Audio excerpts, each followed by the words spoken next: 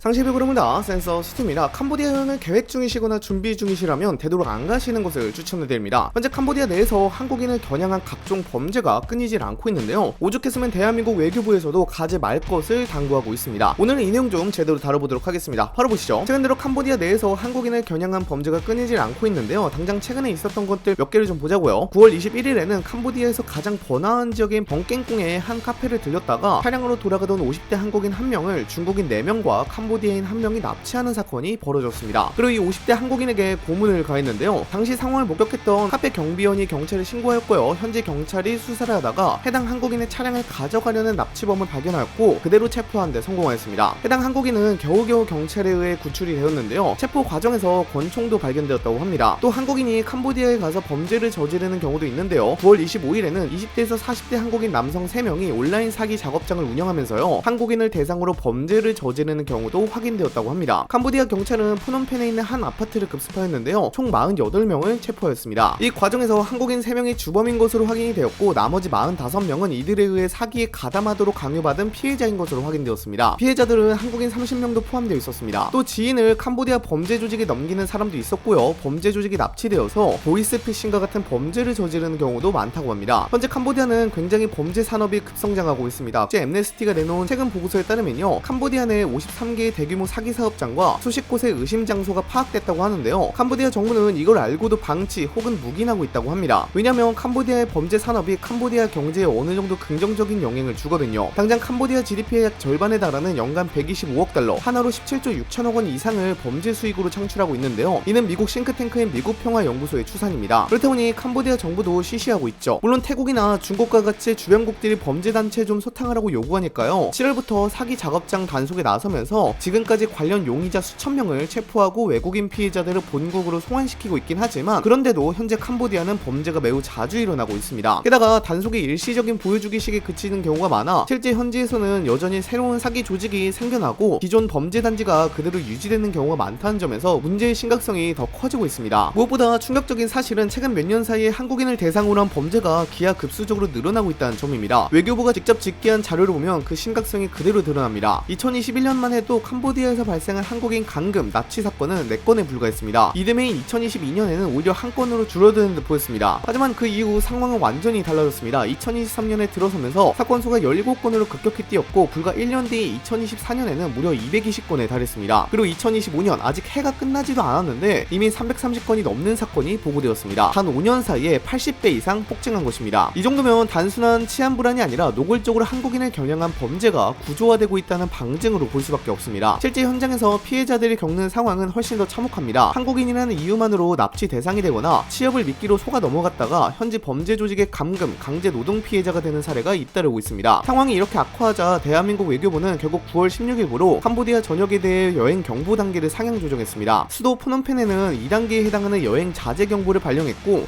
특히 범죄 발생 빈도가 높고 국제 범죄 조직이 활개치는 시아누쿠빌, 보코산, 바벳 지역에는 더 강화된 2.5단계 즉 특별 여행주의보가 내려졌습니다. 그 외 지역 역시 모두 여행 유의 권고 대상이 포함됐습니다. 외교부가 이처럼 단계별 경보를 발령한 이유는 단순히 범죄 발생 건수가 늘었기 때문만은 아닙니다. 한국인을 겨냥한 취업 사기, 감금, 강제 노동, 인신매매 피해가 캄보디아 전역에서 동시다발적으로 발생하고 있기 때문입니다. 특히 피해자 대부분이 지인 소개나 SNS 광고 등을 통해 좋은 일자리가 있다며 속아 넘어간 경우라는 점에서 단순 범죄가 아니라 체계적으로 한국인을 노린 조직적 사기 구조가 자리 잡은 것이 확인됩니다. 그리고 이 문제는 정부가 공식적으로 캄보디아 정부에게도 꺼낸 이야기였는데요. 9월 25일 대한민국 외교부 장관은 뉴욕에서 열린 제80차 유엔 총회 고위급 회의에 참석해 캄보디아 부총리 겸 외교부 장관과 양자회담을 진행했습니다. 이 자리에서 한국 측은 캄보디아 내 우리 국민이 당하고 있는 취업 사기와 감금 피해가 급격히 증가하고 있다는 사실을 강하게 지적했습니다. 그리고 더 이상 방관하지 말고 캄보디아 정부가 직접 나서서 한국인 보호와 범죄 조직 단속에 적극 협력할 것을 공식 요구했습니다. 캄보디아에서 범죄가 본격적으로 눈에 띄기 시작한 것은 2020년 무렵부터였습니다. 그 배경에는 중국의 거대한 자본이 있었습니다. 중국은 이 시기를 기점으로 캄보디아를 자신들의 영향권 안으로 끌어들이기 위해서 막대한 투자를 쏟아붓기 시작했습니다. 2020년에만 13억 달러를 투자했는데 이듬해인 2021년에는 그 규모가 23억 달러까지 치솟았습니다. 불과 1년 사이에 67%나 늘어난 수치입니다. 같은 시기 미국이 캄보디아에 투자한 금액이 2억 달러에 불과했다는 점을 고려하면 중국 자본이 얼마나 압도적인 존재였는지 알 수 있습니다. 중국의 투자가 집중된 분야는 인프라였습니다.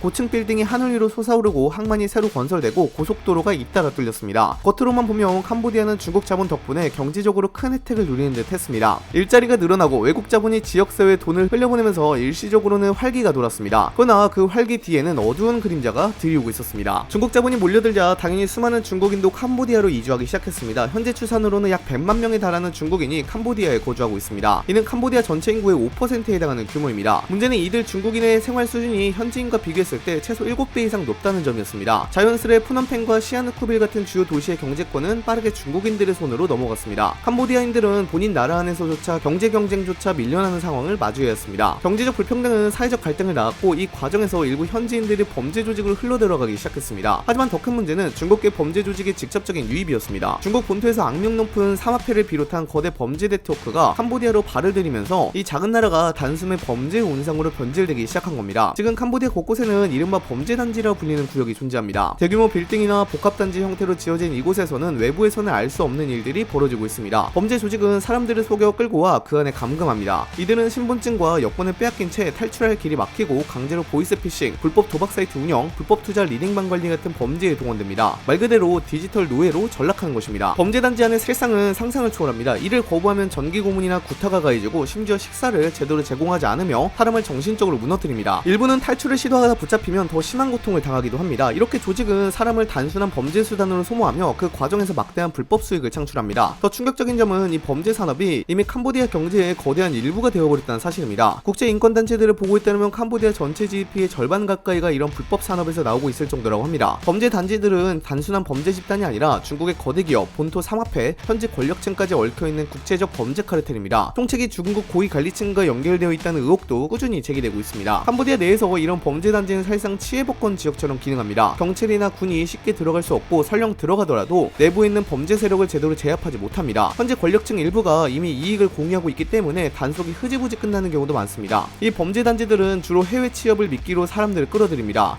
좋은 일자리, 높은 수입이라는 달콤한 제안에 속아 캄보디아로 돌아오는 순간 여권이 압수되고 자유를 빼앗기는 겁니다. 피해자 중에는 한국인도 적지 않습니다. 일부는 이미 돌아오지 못하고 지금 이 순간에도 어딘가에 갇혀있을 가능성이 큽니다. 이처럼 캄보디아는 경제개발이라는 이름 아래 들어온 중국 자본이 사회 구조를 뒤흔들면서 동시에 국제범죄 조직의 온상으로 변질되었습니다. 겉으로는 화려한 빌딩과 도로가 들어섰지만 그 이면에는 수많은 사람이 범죄에 휘말려 고통을 겪고 있는 현실이 자리하고 있습니다. 그렇기 때문에 캄보디아 여행을 가실 거라면 가지 않으시는 것을 추천해드립니다. 너무 위험합니다. 당장 대낮에도 캄보디아 푸놈펜에서 납치되는 상황이 종종 발생하고 있어서요. 정말로 위험합니다. 부디 이 영상을 보시는 여러분들은 가지 않으시는 것을 추천해드립니다. 이렇게까지 캄보디아의 치안이 악화된 것은 중국과도 밀접한 연관이 있는데 추후 기회가 된다면 이것도 만들어 보도록 하겠습니다. 여러분들 현재 캄보디아 상황에 대해서 어떻게 생각하시나요? 댓글로도 작성해 주시기 바랍니다. 이상 영상 마치도록 하겠습니다. 감사합니다.